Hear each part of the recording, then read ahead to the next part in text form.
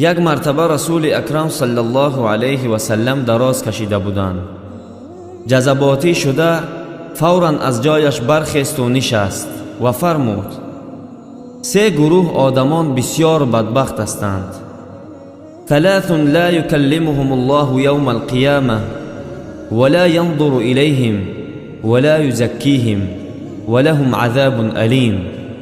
روز قیامت الله طرف سه گروه آدمان اصلا نگاه نمی کند و گناهان آنها را نمی بخشد و برای آنها عذاب دردناک است.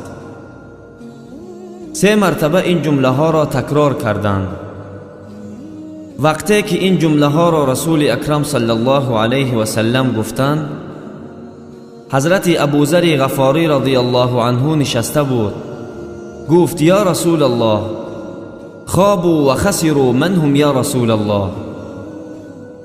این سه گروه آدمان تباه و برباد شدند. اینقدر وعید سخت گفتید برای آنها. یا رسول الله، کی هستند آنها؟ فرمود: المنان، یکم همان شخصی که خوبی می کند اما بعد از آن منت می کند، در هر جا نقل می کند و این شخص خوبی کرده اش را ذلیل می کند در نزد مردم. دوم، المسبل ازاره، شخصی که شلوارش از بجیلک های پاهایش پایان است.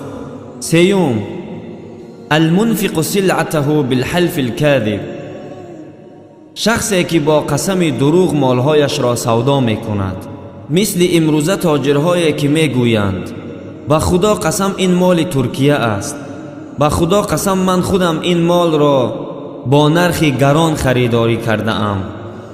خلاص با قسم دروغ سودا می کنند.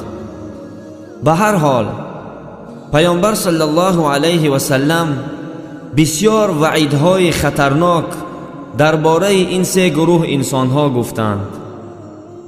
الله مهربان به ما و شما توفیق دهد که کوشش کنیم در زندگی از این سه گروه نباشیم. برادران عزیز، این نوار را نشر کنید و در ثواب شریک شوید. والسلام علیکم و رحمت الله و برکاته.